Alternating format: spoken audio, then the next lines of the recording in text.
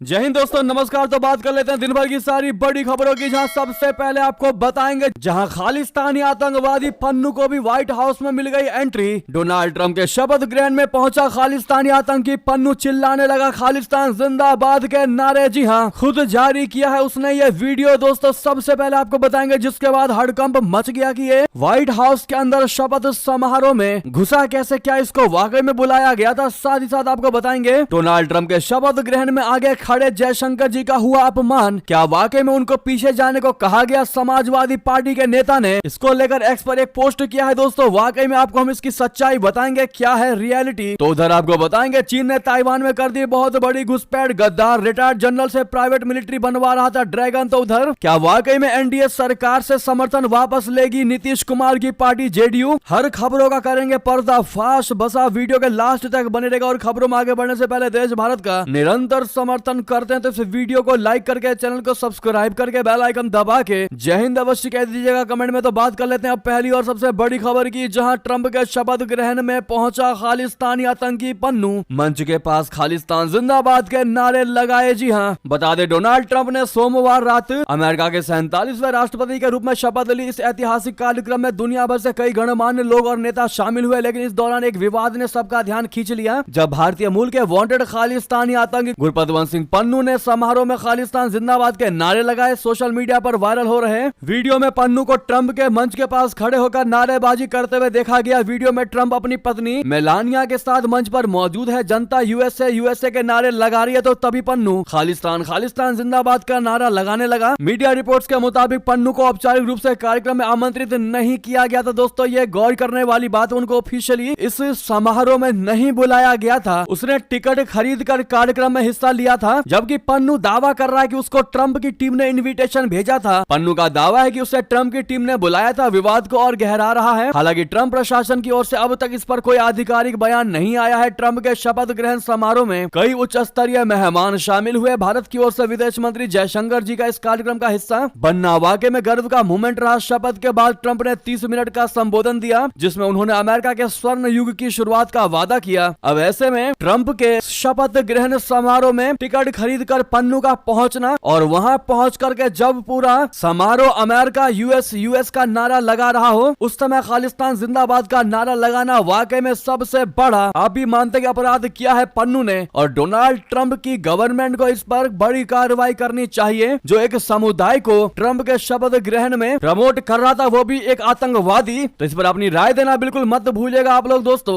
वो जताने की कोशिश कर रहा है कि वो ट्रंप के शपथ ग्रहण समारोह में खालिस्तान जिंदाबाद के नारे लगा सकता है, तो वो कहीं पर भी कुछ भी करवा सकता है। अगली खबर आपको बता दें, जहां पर डोनाल्ड ट्रंप के शपथ ग्रहण में आगे खड़े जयशंकर का हुआ अपमान, पीछे जाने को कहा। क्या वाकई में ऐसा है? क्या है इसकी रियलिटी? क्यों भारत के विरोधी पार्टियां जयशंकर जी पर बड़ा इल्जाम लगा रहे हैं कि वो लोकतंत्र को और कितना शर्मिंदा करेंगे? क्या है इसकी रियलिटी, हम आपको बताते हैं। पहले पूरी खबर आपको बताते हैं, जहां अमेरिका के 47वें राष्ट्रपति के तौर पर डोनाल्ड ट्रंप के शपथ ग्रहण समारोह में पहुंचे जयशंकर जी अन्य मेहमानों के जैसे वहां पहुंचे थे। खास बात यह है कि जयशंकर जी को उस समारोह में प्रथम पंक्ति में स्थान दिया गया, जो भारत के लिए बड़े ही प्राउड का मूवमेंट है। अब सोशल मीडिया पर कुछ वीडियोस शेयर करके दावा यह किया जा रहा है कि उनको पीछे जाने के लिए कहा गया था। समाजवादी पार्टी के नेता यासर शाह समेत कई एक्स यूजर्स ने एक वीडियो पोस्ट किया। करीब 35 सेकंड के इस वीडियो के साथ लिखा गया है कि जयशंकर को राष्ट्रपति कार्यक्रम में पिछली पंक्ति में खड़े होने के लिए कहा गया और उन्होंने इनकार कर दिया। दुनिया के सबसे लोकतंत्र को वो और कितना शर्मिंदा करेंगे। उनके अलावा भी कई यूजर्स ने वीडियो शेयर किए। ऐसे में हम आपको रियलिटी बताते हैं दोस्तों, दरअसल क्या है इसकी सच्चाई। दोस्तों वीडियो के इस अंश में ऐसा दिखाई दे रहा है जैसे कि वो लेडीज ऑर्गेनाइजर जो है वो जयशंकर जी के करीब आई है और वो किसी को कह रही है कि तुम पीछे जाओ, तो जयशंकर जी भी उसकी तरफ देखते हैं, लेकिन जयशंकर जी का कोई इशारा नहीं होता। अब रियलिटी निकलकर ये सामने आ रही है कि जयशंकर जी के बगल में नीचे की ओर एक कैमरामैन लेडीज थी, जिसको उस लेडीज ने बोला कि तुम यहाँ से हटो, तुम यहाँ से पीछे जाओ, और ये कहकर ऑर्गेनाइजर लेडीज पीछे चली जाती है। ऐसे में बिना खबरों को जाने, बिना वीडियोस को देखे, बिना परखे समाजवादी पार्टी के नेताओं द्वारा इस प्रकार से भारत के विदेश मंत्री पर यह गंभीर आरोप लगा दिया जाना वाकई में बहुत बड़ा शर्मनाक है। यह दर्शाता है कि जयशंकर जी के और भारत की मोदी सरकार से कितना ज्यादा चिढ़े हुए हैं ये नेता और लगातार भारत लेवल पर घेरने की कोशिश में लगे हुए हैं, जबकि रियलिटी क्या है उसको बिना जाने जबरदस्ती का डिफेम करने की कोशिश कर रहे हैं जयशंकर जी को। ऐसे में दोस्तों आप लोग क्या जवाब देना चाहेंगे? कमेंट में लिखकर अवश्य बताइएगा। यहाँ तक कि ट्विटर के कमेंट कम्युनिटी ने भी इसका खुलासा कर दिया और कह दिया कि मिस इन्फॉर्मेशन फैलाया जा रहा है, रियलिटी कुछ और है। तो वहीं दोस्तों अगली और सबसे बड़ी खबर आपको बता दें, जहां चीन ने ताइवान में कर दी बड़ी घुसपैठ। गद्दार रिटायर्ड जनरल से प्राइवेट मिलिट्री बनवा रहा था ड्रैगन। जी हां, चीन और ताइवान के बीच खराब रिश्ते बने हुए हैं। इस बीच ताइवान में चीन की कथित तौर पर घुसपैठ हुई है। ताइवान में एक रिटायर्ड लेफ्टिनेंट जनरल चीन के इशारे पर प्राइवेट मिलिट्री के लिए सैन्य कर्मियों की भर्ती करवा रहा था। उसने इसके लिए 2018 से 2024 के बीच कई बार चीन के दौरे की और सैन्य अधिकारियों से मुलाकात की। अभियोजकों का कहना है कि सैन्य कर्मियों की भर्ती के लिए उसे भारी मात्रा में चीन से फंडिंग भी मिली है। रिटायर्ड अधिकारी समेत 6 लोगों को गद्दारी के आरोप में गिरफ्तार किया गया है। चीन ताइवान को अपने क्षेत्र का हिस्सा मानता है और इस द्वीप को अपने नियंत्रण में लाने के लिए बल प्रयोग की धमकी देता रहा है। ताइवान में जासूसी से जुड़े कई मामले सामने आए हैं, क्योंकि चीन ताइपे पर अपनी संप्रभुता के दावे को स्वीकार करने के लिए सैन्य और राजनीतिक दबाव बनाए हुए हैं। ताइवान हाई प्रोसिक्यूटर ऑफिस के ने एक बयान में बताया है कि सेवानिवृत्त लेफ्टिनेंट जनरल काओ समेत 6 लोगों को मामले में आरोपी बनाया गया है। इन पर राष्ट्रीय सुरक्षा कानून का उल्लंघन करने का आरोप है। जी हां, वहीं आपको बता दें, ट्रंप ने चीन को दिया झटका तो तिलमिलाया। ड्रैगन फायर होते हुए बोला, खुद को बचाने के लिए हम कुछ भी करेंगे। जी हां, अमेरिका के राष्ट्रपति डोनाल्ड ट्रंप ने मंगलवार को कहा कि उनकी टीम 1 फरवरी से चीन पर 10% टैरिफ लगाने के बारे में विचार कर रही है। अब इस पर चीन की प्रतिक्रिया सामने आई है। न्यूज एजेंसी AFP के मुताबिक चीनी विदेश मंत्रालय के प्रवक्ता ने बुधवार को कहा कि उनका देश अपने राष्ट्रीय हितों की रक्षा करने के लिए कुछ भी करेगा। चीन के विदेश मंत्रालय के प्रवक्ता माओ निंग ने कहा कि हमारा हमेशा से मानना रहा है कि ट्रेड वॉर और टैरिफ वॉर में कोई विनर नहीं होता। चीन अमेरिका का दूसरा सबसे बड़ा व्यापारिक साझेदार है। ट्रंप ने कहा कि चीन पर टैरिफ लगाने का निर्णय इस तथ्य पर आधारित होगा कि वो मैक्सिको और कनाडा को फेंटानिल भेज रहा है या नहीं। फेंटानिल एक तरह का मादक पदार्थ है जो हेरोइन से 50 गुना अधिक शक्तिशाली और नशा पैदा करने वाला पदार्थ है। तो उधर आपको बता दे, फिर दिखेगी ट्रंप मोदी की केमिस्ट्री। अगले महीने अमेरिका में हो सकती है मुलाकात। क्या होने वाले हैं मुद्दे आपको बता दें, अमेरिका के राष्ट्रपति पद की शपथ लेने के बाद एक बार फिर से डोनाल्ड ट्रंप और भारतीय प्रधानमंत्री नरेंद्र मोदी की मुलाकात हो सकती है। यह बैठक अगले महीने यानी कि फरवरी में आयोजित हो सकती है। भारतीय और अमेरिकी राजनयिक फरवरी में वॉशिंगटन में पीएम मोदी और डोनाल्ड ट्रंप के बीच एक बैठक आयोजित करने का प्रयास कर रहे हैं। 2 भारतीय सूत्रों के हवाले से यह बात न्यूज एजेंसी राइटर्स ने बताई है। अगर यह बैठक होती है तो एक बार फिर से प्रधानमंत्री मोदी और डोनाल्ड ट्रंप की केमिस्ट्री देखने को मिल सकती है। दोस्तों, सूत्रों ने बताया है कि चीन का मुकाबला करने के प्रयासों में अमेरिका का रणनीतिक साझेदार भारत अमेरिका के साथ व्यापार संबंधों को बढ़ाने और अपने नागरिकों के लिए कुशल श्रमिक वीजा प्राप्त करना आसान बनाने का इच्छुक है। सूत्रों ने बताया है कि दोनों नेताओं के बीच चर्चा के अन्य विषय टेक्नोलॉजी और रक्षा क्षेत्रों में साझेदारी को बढ़ाना भी होगा। ये कुछ मुद्दे हैं जो ट्रंप और मोदी की बैठक में एजेंडे में शामिल होंगे। ट्रंप के व्हाइट हाउस में लौटने से नई दिल्ली में अधिकारियों के बीच भारत पर टैरिफ लगाए जाने को लेकर चिंता बढ़ गई है। तो दोस्तों, वहीं आपको बता दें, जयशंकर तो गजब गेम चेंजर है। डिप्लोमेसी का दिखाया ऐसा कमाल, पल भर में बदल गई 41 भारतीयों की किस्मत। जी हाँ, भारत के विदेश मंत्री जयशंकर जी की डिप्लोमेसी की ताकत दुनिया देख चुकी है। चाहे मालदीव संग तकरार का मुद्दा हो या चीन संग सीमा विवाद, हर मौके पर विदेश मंत्री जयशंकर जी ने अपनी कूटनीति का परिचय दिया है। अब उन्होंने अपनी डिप्लोमेसी का एक ऐसा कमाल दिखा दिया है जिससे पल भर में 41 भारतीयों की किस्मत बदल गई है। जी हाँ, श्रीलंका के कब्जे में महीनों से 41 भारतीय मछुआरे कैद में थे। सभी अपने घर आने को बेताब थे। भारत सरकार से उन मछुआरों के परिवारों ने गुहार लगाई थी। इसके बाद क्या था, एस जयशंकर अपने मिशन में लग गए। जब लोहा गर्म था तभी उन्होंने हथौड़ा मार दिया। इसका नतीजा हुआ कि श्रीलंका ने 41 भारतीय मछुआरों को रिहा कर दिया। ये सभी अब स्वदेश लौट चुके हैं। दरअसल श्रीलंका ने 41 भारतीय मछुआरों को रिहा कर दिया। तमिलनाडु के 41 मछुआरे श्रीलंका की कैद से छूटकर चेन्नई एयरपोर्ट पर बुधवार को पहुंचे। श्रीलंका की नौसेना ने इन मछुआरों को 8 सितंबर 2024 को अंतरराष्ट्रीय समुद्री सीमा रेखा पार करने के आरोप में गिरफ्तार किया था। श्रीलंकाई अधिकारियों ने मंगलवार को रिहा किया। के बाद ये मछुआरे मंगलवार देर रात चेन्नई हवाई अड्डे पर पहुंचे। जी हाँ, बता दें कि विदेश मंत्री जयशंकर जी ने दिसंबर में भारत यात्रा पर आए श्रीलंका के राष्ट्रपति अनुराग कुमारा दिसानायके के साथ चर्चा की थी और पुरजोर तरीके से मछुआरे की गिरफ्तारी का मुद्दा उठाया था। इसके बाद खुद राष्ट्रपति अनुराग कुमारा दिसानायके ने भारत को भरोसा दिया था कि श्रीलंका सरकार उन सभी मछुआरों को रिहा कर देगी। स्वदेश लौटते ही जयशंकर जी की बातों पर श्रीलंका के राष्ट्रपति ने अमल किया और उनको रिहा करने का आदेश जारी कर दिया। जी हाँ, वाकई में भारत की कूटनीति, खास करके जयशंकर जी की कूटनीति रंग लाती नजर आ रही है। दोस्तों, जयशंकर जी ने जो भी मुद्दे उठाए हैं, आज तक का रिकॉर्ड रहा है वो कंप्लीट पूरा सक्सेसफुल हुआ ही हुआ है। जी हाँ, ऐसे में थैंक यू जयशंकर जी कहना बिल्कुल मत भूलिएगा। और जयशंकर जी की कूटनीति आपको पसंद है दोस्तों तो सामने लाइक का बटन है, अभी तक लाइक नहीं किया है तो जरूर लाइक दबा दीजिए। अगली खबर की बात कर लेते हैं, जहां इस देश के पीएम ने मोदी को कहा दुनिया का बॉस। उनके फार्मूले को अपनाने पर दे दिया जोर। जी हां, फिजी के प्रधानमंत्री सितिवेणी लीगा मामाडा राबुका ने प्रधानमंत्री प्रधानमंत्री नरेंद्र मोदी को दुनिया का बॉस करार दिया है। फिजी में राज्यसभा सांसद और इंडियन माइनॉरिटी फेडरेशन बोले तो IMF के कन्वीनर सतनाम सिंह संधू और IMF के संस्थापक प्रोफेसर हिमानी सूद के साथ मीटिंग में राबुका ने सबका साथ सबका विकास योजना की तारीफ करते हुए कहा कि इसको दुनिया भर में लागू करने की आवश्यकता है। इसी दौरान उन्होंने प्रधानमंत्री मोदी को दुनिया के बॉस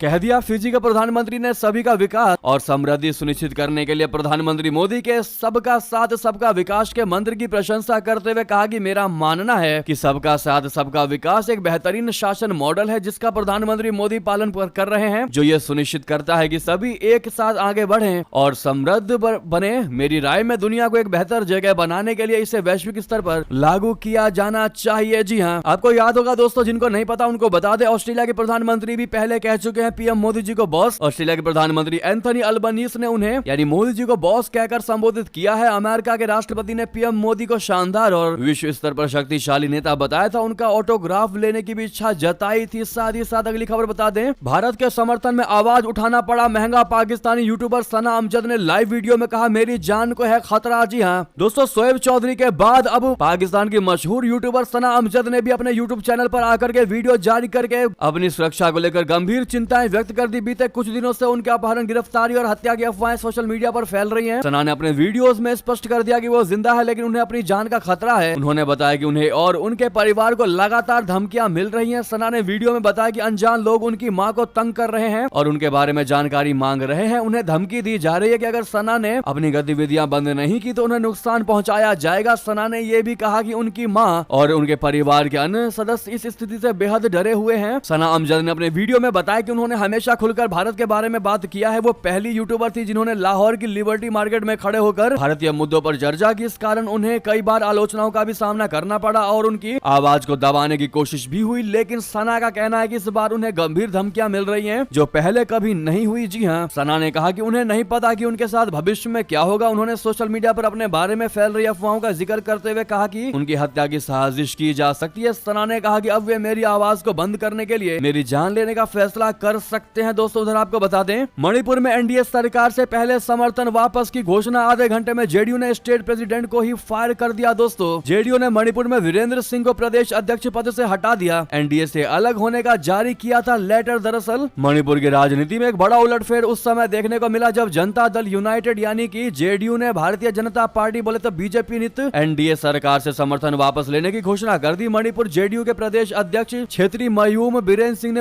राज्यपाल अजय कुमार भल्ला को पत्र लिखकर इस बात की जानकारी दी। इस पत्र में जेडीयू ने सरकार पर गंभीर आरोप लगाए और समर्थन वापस लेने का कारण बताया। आधे घंटे बाद ही जेडीयू ने मणिपुर सरकार से समर्थन वापसी को खारिज कर दिया और स्टेट प्रेसिडेंट को पद से हटा दिया। लगभग आधे घंटे बाद ही जेडीयू ने चौंकाने वाला फैसला लेते हुए अपने प्रदेश अध्यक्ष क्षेत्रीय मयूम बीरेन सिंह को अनुशासनहीनता के आरोप में उनके पद से हटा दिया। पार्टी प्रवक्ता राजीव रंजन ने बयान जारी करके स्पष्ट किया है कि जेडीयू एनडीए सरकार का समर्थन जारी रखेगी। जी हां, जेडीयू के इस राजनीतिक कदम का मणिपुर की एनडीए सरकार पर कोई खास असर नहीं पड़ा। मुख्यमंत्री एन बीरेन सिंह के नेतृत्व वाली बीजेपी सरकार के पास विधानसभा में पूर्ण बहुमत है। मणिपुर विधानसभा की कुल 60 सीटों में से बीजेपी के पास 37 विधायक है। इसके अलावा नागा पीपुल्स फ्रंट के 5 विधायक और 3 निर्दलीय विधायक भी सरकार को समर्थन दे रहे हैं। जी हां, आपको बता दें जैसी ये खबर आई थी कि एनडीए से जेडीयू अपना समर्थन वापस ले रही है, वैसा ही दोस्तों विपक्ष के खेमे में एक खुशियों का माहौल डेवलप हो गया था। लेकिन जैसे ही बाद में आधे घंटे के बाद जेडीयू ने स्टेट प्रेसिडेंट को फायर कर दिया, फिर एक बार विपक्षी पार्टियां उदास हो गई। जी हां, बहरहाल इस मुद्दे पर आपकी क्या राय है दोस्तों, बताना बिल्कुल मत भूलिएगा। इसी बीच ये थी भी की सारी बड़ी खबरें। आपको खबर कैसी लगी कमेंट में बताते हुए वीडियो को लाइक करके चैनल को सब्सक्राइब करके बेल आइकन दबा के कमेंट में जय हिंद कहते हुए इस वीडियो को दोस्तों में, भाइयों में, साथियों में, रिश्तेदारों में शेयर अवश्य कर दीजिएगा। व्हाट्सएप, फेसबुक, एक्स के माध्यम से। मिलते अगली बड़ी खबर में, यहाँ तक बने रहने के लिए आप सभी का बहुत बहुत धन्यवाद। जय हिंद, जय भारत।